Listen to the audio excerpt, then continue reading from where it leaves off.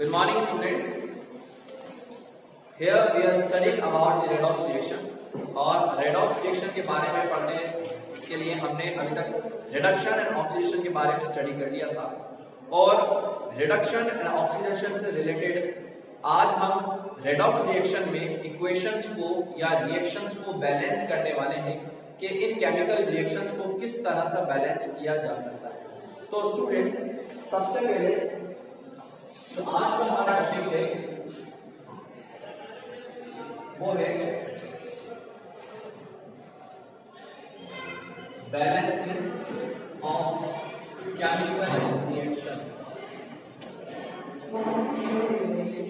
Chemical reaction,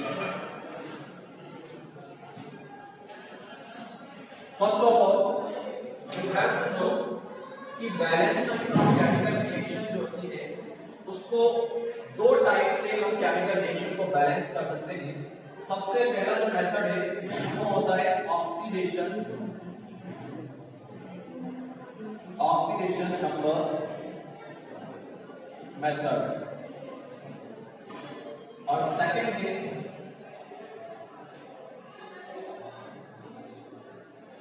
ion electron method. ये दोनों methods हैं जिससे हम किसी भी केमिकल रिएक्शन को बैलेंस कर सकते हैं, किसी भी केमिकल रिएक्शंस को बैलेंस कर सकते हैं। तो स्टूडेंट्स, बैलेंसिंग करने से पहले सबसे पहले हमें ऑक्सीडेशन नंबर मेथड पढ़ना है कि ऑक्सीडेशन नंबर मेथड क्या होता है।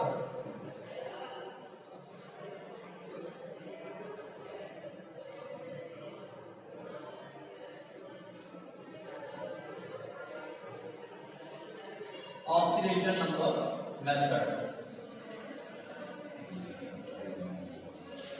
जैसे कि नाम से पता लग रहा है ऑक्सीडेशन नंबर मेथड, तो इस मेथड में इक्वेशन को बैलेंस करने के लिए ऑक्सीडेशन नंबर का यूज किया जाता है। तो बेसिकली हम कह सकते हैं in this method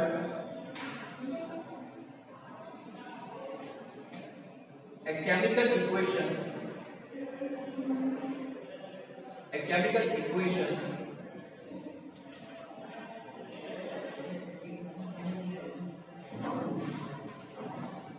will be balanced by the use of oxidation number,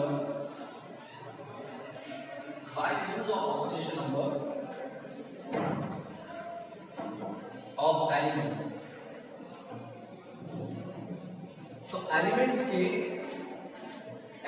के ऑक्सीडेशन नंबर को बैलेंस करते हुए हम इसको बैलेंस करेंगे। और किस तरह से इसको हम बैलेंस कर सकते हैं उसके लिए हमें एक एग्जांपल लेना पड़ेगा। फॉर एग्जांपल हम बात करते हैं इस केमिकल इक्वेशन की। हमारे पास एक इक्वेशन है Cr2O7 2- plus SO3 2- Cr+3 SO4 2-। तो स्टूडेंट्स, सबसे पहले इस क्रिएटर आपके सामने केमिकल रिएक्शन लिखी गई है, ये बैलेंस नहीं है, इसको बैलेंस करना है। बैलेंस करने के लिए फर्स्ट ऑफ ऑल हमें बैलेंस करना पड़ेगा इनके ऑक्सीडेशन स्टेट को, इनको हमें लिखना पड़ेगा कि ऑक्सीडेशन स्टेट इनकी क्या क्या है।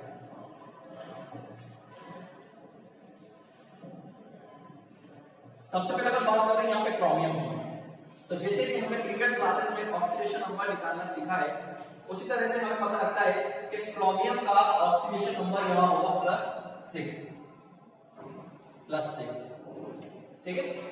और +6 से क्रोमियम का ऑक्सीडेशन नंबर हो गया यहाँ पर +3 दिख रहा होगा, यहाँ पर क्रोमियम का ऑक्सीडेशन नंबर हो गया +3। तो +6 से इसका ऑक्सीडेशन नंबर कहाँ चेंज हो गया, +3 में चेंज हो गया। ठीक स्टूडेंट्स, इसी तरह से बात करें सल्फर के लिए, तो सल्फर के लिए ऑक्सीजन स्टेट था यहां पर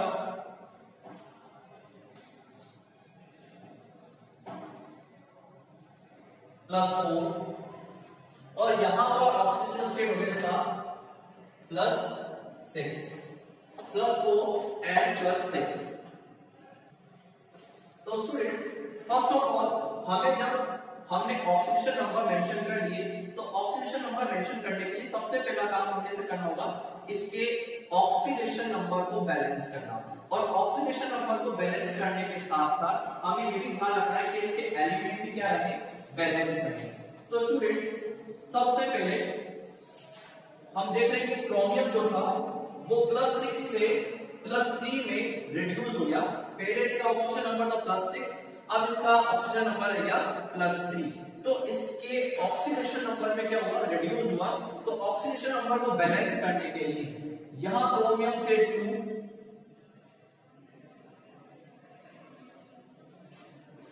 2 माइनस, यहां क्रोमियम थे 2 और यहां क्रोमियम है 1। यहां क्रोमियम का ऑक्सीडेशन नंबर था 6 प्लस का 6, यहां क्रोमियम का ऑक्सीडेशन नंबर है +3। अगर ये दो क्रोमियम है तो क्रोमियम यहां भी 2 कर दूं तो एक क्रोमियम का ऑक्सीजन नंबर यहां था +6, यहां एक का था +3 और 2 लगाने पर क्रोमियम का ऑक्सीजन नंबर हो जाएगा +6। तो क्रोमियम का नंबर यहां भी 2 क्रोमियम है, यहां भी 2 क्रोमियम है, तो क्रोमियम नंबर ऑफ एटम तो बैलेंस हो ही रहा है, उसके साथ साथ इसका चार्ज भी बैलेंस कर रहा है। क्रोमियम +6 था, यहां +3 था, 2 करने के बाद कितने हो गए, 2 + 3 हो जाएंगे। तो एक क्रोमियम में +3 था, 2 क्रोमियम पे हो जाएंगे +6, तो ये भी क्या हो जाएगा, बैलेंस हो जाएगा। इसी तरह से SO3 2- और SO4 2-, इनको बैलेंस करने के लिए मैंने दोनों को मल्टीपल कर दिया 3 सल्फर से, जिससे सल्फर एटम जो है वो बैलेंस हो गए। इधर भी 3 सल्फर एटम से, इधर भी 3 सल्फर एटम से। तो सबसे पहला जो काम होता है हमें वो बैलेंस करना था। पहला काम, सबसे पहला काम हमें बैलेंस करना होता है एटम्स को। हमने क्रोमियम को बैलेंस कर दिया, सल्फर को बैलेंस कर दिया। एक और एटम है क्रोमियम और सल्फर के अलावा, वो है ऑक्सीजन। इस रिएक्शन में ऑक्सीजन भी प्रेजेंट है, तो ऑक्सीजन को बैलेंस करना पड़ेगा।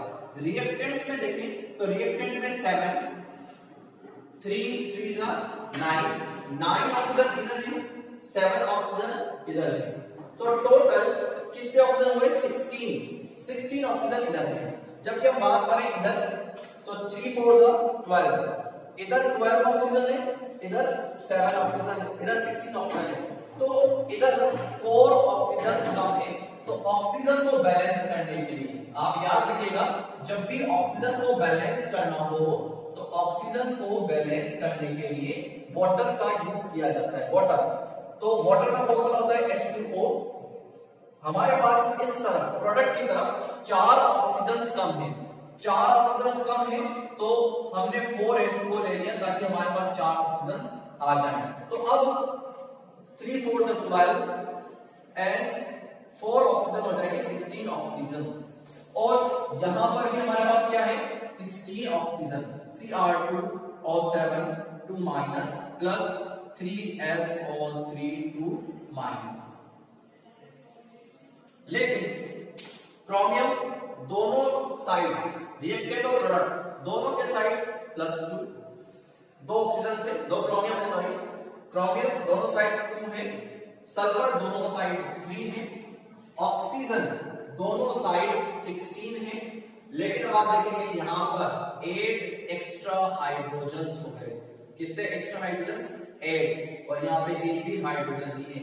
तो हाइड्रोजन को बैलेंस करने के लिए हम यूज करते हैं H+ आयंस, और 8 H+ आयंस क्योंकि यहां कम थे तो मैंने यहां 8 H+ आयन ऐड कर दिए। तो स्टूडेंट सबसे पहले एलिमेंट्स को और उनके एटम्स को बैलेंस किया जाएगा, उसके बाद ऑक्सीजन को बैलेंस करने